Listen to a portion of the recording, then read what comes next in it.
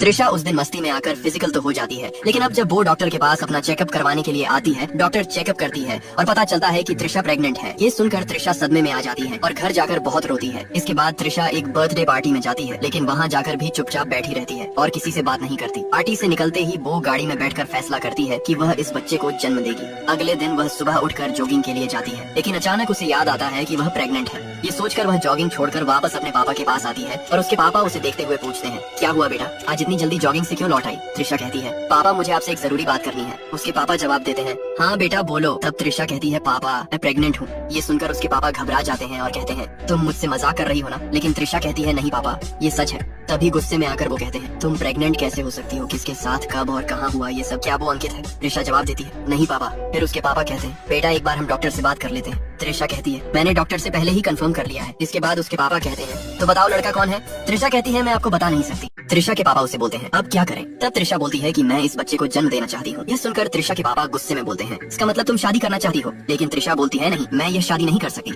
ये सुनकर त्रिशा के पापा बोलते हैं, क्या बात कर रही हो, तुम मुझसे शादी क्यों नहीं करना चाहती हो? त्रिशा फिर बोलती है, नहीं हो सकती। इसके बाद त्रिशा के पापा बोलते हैं, क्या हुआ, क्या वो लड़का शादीशुदा है? त्रिशा बोलती है, नहीं। फिर त्रिशा के पापा बोलते हैं, तो फिर क्या दिक्कत है, तुम एक काम करो, तुम अबॉर्शन करवा लो।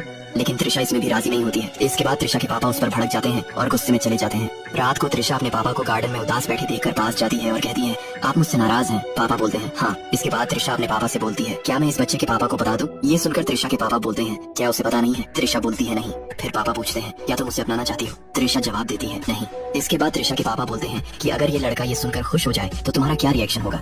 त्रिशा बोलती है, पता नहीं। फिर वो कहती है, क्या मैं उसे बता दूं? उसके पापा बोलते हैं, हाँ बता दो। इसके बाद वो अपनी दोस्त को कॉल करती है और कहती है, जो उस दिन बर्थडे पार्टी में जो शराब वाला आया था उसका नंबर जल्दी से भेज। लेकिन उसकी दोस्त इसे गंभीरता से नहीं लेती और फोन काट देती। अब वापस त्रिशा अपने दोस्त को कॉल करती है और कहती है, मैं प्रेग्नेंट हूँ। ये सुनकर उसकी दोस्त को झटका लगता है और वह अपने दोस्त को कॉल करके उस दारू वाले का नंबर देने के लिए कहती है। लेकिन उसका दोस्त कहता है, ये दारू बारू पीना छोड़ दो, नहीं तो तुम्हारा भी मेरी तरह लीवर खराब हो जाएगा और मैं अभी भी अस्पताल में हूँ। ये सुनते ही त्रिशा गुस्सा हो जाती है और वो अपनी दोस्त से कहती है कि उसे नंबर देने के लिए बोले। इसके बाद वो आदमी कहता है, मैंने सारे दारू बालों के नंबर डिलीट कर दिए हैं। फिर वो दोनों उस जगह जाते हैं जहाँ उन्होंने पार्टी की थी। वहाँ वो एंट्री रजिस्टर देखते हैं जहाँ पर सारे लोगों का नाम लिखा होता है, मगर उस दारू वाले ने अपने सिग्नेचर की जगह लंबी लाइन खींच दी होती है। अब त्रिशा घर चली जाती है और घर जाकर एक एक करके सभी दारू वालों को कॉल करके अपने घर पर दारू मंगवाती है। वो ये सब इसलिए कर रही थी ताकि उसे वह लड़का मिल जाए। त्रिशा के पापा उसे दारू इकट्ठा करते हुए देख लेते हैं और पूछते हैं, क्या तुम डिप्रेशन में हो? त्रिशा जवाब देती है,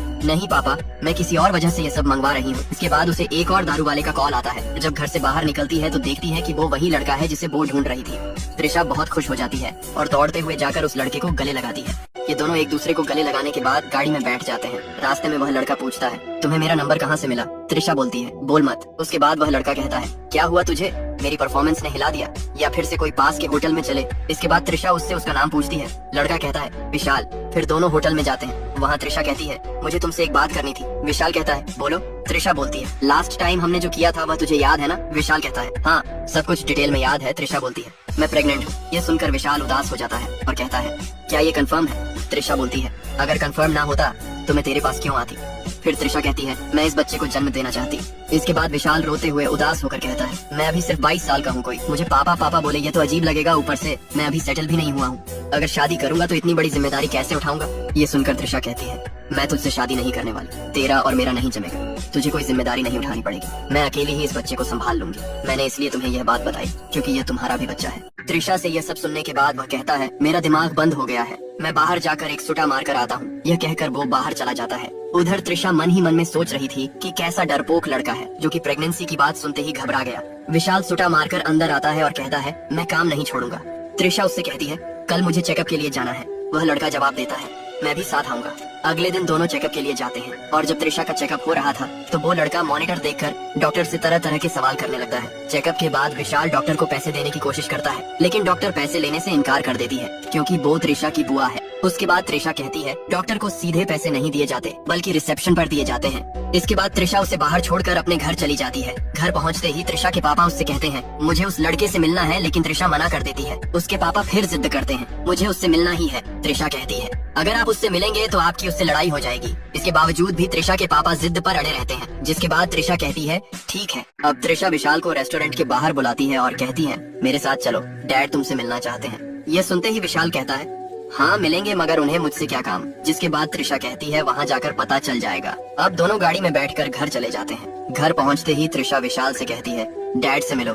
त्रिशा के पापा विशाल को देखते ही अजीब सा मुंह बनाने लगते हैं। फिर वे विशाल से पूछते हैं तुम क्या करते हो।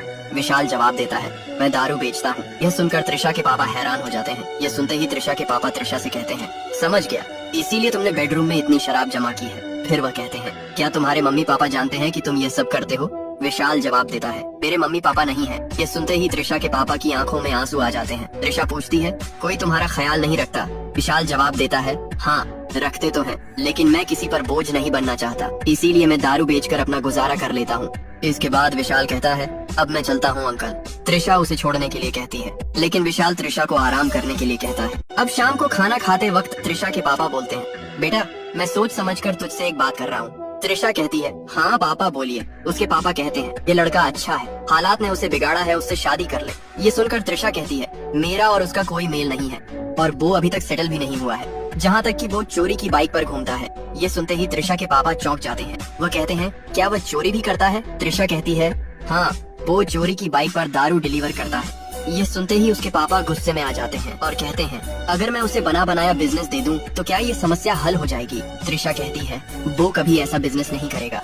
इसके बाद त्रिशा के पापा कहते हैं ये सब मुझ पर छोड़ दो। फिर त्रिशा के पापा विशाल का नंबर देने को कहते हैं, लेकिन त्रिशा नंबर नहीं देती और उठकर चली जाती है। अगले ही दिन त्रिशा के पापा विशाल का पता लगा लेते हैं और वहाँ जाकर देखते हैं कि विशाल का पूरा कमरा इधर उधर बिखरा हुआ है और उसके कमरे से सिगरेट का धुआं ऐसे बाहर आ रहा था जैसे 100 लोग अंदर बैठकर सिगरेट पी रहे हों। अब विशाल पूछता है आपको मेरा पता कैसे मिला। वो कहते हैं अहमदाबाद से केदारनाथ के यात्रियों का पता ढूंढा तो तुम्हारा पता मिल गया। तभी उसका दोस्त आता है और आते ही कहता है 35 बोतलों का ऑर्डर मिला है। विशाल कहता है ठीक है बाद में देख लेंगे। ये सुनकर त्रिशा के पापा जाने लगते हैं। तब विशाल कहता है पानी तो पीकर जाइए, लेकिन त्रिशा के पापा बहाना मारकर फ्लैट से बाहर निकल जाते हैं। तभी उन्हें त्रिशा का कॉल आता है और कहती है आप विशाल के घर गए थे। तभी त्रिशा कहती है विशाल के घर जाने से कुछ नहीं होने वाला और फोन काट देती है। इसके बाद त्रिशा के पापा सफाई करने वालों को कॉल करते हैं और विशाल के फ्लैट का पता देते हैं और सफाई करने वालों को लेकर विशाल के फ्लैट के अंदर आ जाते हैं। अब त्रिशा के पापा विशाल को बाहर जाने के लिए कहते हैं, मगर विशाल कहता है मेरा एक काम है।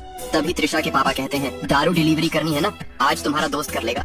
विशाल को बाहर ले जाकर त्रिशा के पापा उसे नए नए बिजनेस के आइडिया देते हैं, लेकिन विशाल को कोई भी बिजनेस पसंद नहीं आता। तभी यह सब होते हुए त्रिशा देख लेती है और विशाल दौड़ते हुए त्रिशा से कहता है मुझे बिजनेस नहीं करना है, अंकल को समझाओ ना। और त्रिशा कहती है रुको मैं पापा से बात करती हूँ। अब त्रिशा अपने पापा से कहती है क्या जरूरत थी उसे ये सब बिजनेस दिखाने की, लेकिन उसके पापा कहते हैं मैं उसे सेटल करना चाहता हूँ। ये सुनते ही विशाल बोलता है अंकल मैं सेटल हूँ। इसके बाद त्रिशा कहती है कि आप यह सब क्यों कर रहे हो। तभी उसके पापा जवाब देते हैं तुम दोनों को एक साथ देखने के लिए। ये सुनते ही विशाल बोलता है इसका मतलब आप चाहते हो कि हम दोनों लिविंग में रहे। ये सुनते ही त्रिशा हंसने लग जाती है। इसके बाद त्रिशा के पापा बोलते हैं अगर तुम कल को बच्चा पैदा करोगे और वो बच्चा बड़ा होकर कल को स्कूल जाएगा तो उससे कोई पूछे कि तुम्हारा पापा क्या करता है तो वह क्या कहेगा कि मेरा पापा दारू बेचता है। ये सुनने के बाद विशाल कहता है मैं अपने बच्चे के लिए कुछ भी करने के लिए तैयार हूँ, लेकिन मैं अपना धंधा नहीं छोड़ूंगा। विशाल की ऐसी बातों से वो मान जाते हैं और त्रिशा के पापा त्रिशा को विशाल के साथ भेज देते हैं। विशाल त्रिशा को अपने घर ले जाकर अपना घर दिखाने लगता है और कुछ समय मजाक मस्ती के बाद वो दोनों बाइक लेकर बाहर घूमने चले जाते हैं। अब घर आते ही वह दोनों एक दूसरे को हक करते हैं और फिजिकल होने ही वाले होते हैं। तभी उसका दोस्त पुकारता है और कहता है एक बोतल का ऑर्डर आया है। अब विशाल अपने दोस्त को बोलता है तुम चलो मैं आता हूँ। जिसके बाद विशाल वापस रूम में जाता है। अब त्रिशा उससे पूछती है कौन था, जिसके बाद विशाल बोलता है भुवन मिलने आया था। अब वापस वो अपने प्रोग्राम पर लग जाते हैं। तभी अचानक विशाल को कॉल आता है और उसे पता चलता है कि भुवन को दारू के साथ पकड़ लिया है। अब विशाल भुवन को छुड़ाने पुलिस स्टेशन पहुंच जाता है, लेकिन पुलिस वाले उसके दोस्त को नहीं छोड़ रहे थे। इस दौरान त्रिशा अपने पापा को कॉल करती है और उसके पापा के कहने पर पुलिस विशाल को छोड़ देती है। इसके बाद विशाल घर आता है तो घर आते ही देखता है कि त्रिशा घर पर नहीं है। तभी विशाल त्रिशा के घर पहुंच जाता है और कहता है तू मेरा फोन क्यों नहीं उठा रही थी। तभी त्रिशा बोलती है मैं कुछ सामान लेने आई थी। विशाल कहता है आज मैं कुछ अलग ही महसूस कर रहा हूँ, चल दोनों शादी कर लेते हैं, मैं ये सारे 2 नंबर के काम छोड़ दूंगा। इसी दौरान त्रिशा के पापा आ जाते हैं और वे उन्हें कहता है मैं त्रिशा से शादी करना चाहता हूँ। ये सुनकर उसके पापा की खुशी का ठिकाना नहीं रहा। जिसके बाद विशाल त्रिशा को गोद में उठाकर ले जाता है और ये कहानी यहीं पर एंड हो जाती है।